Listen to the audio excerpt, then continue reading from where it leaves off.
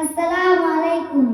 জিহাদু হুজুরের হাতে গড়া এই জান্নাতি ফুলের বাগান, জিহাদু হুজুরের হাতে গড়া এই জান্নাতি ফুলের বাগান, সেই বাগানে আসলো যারা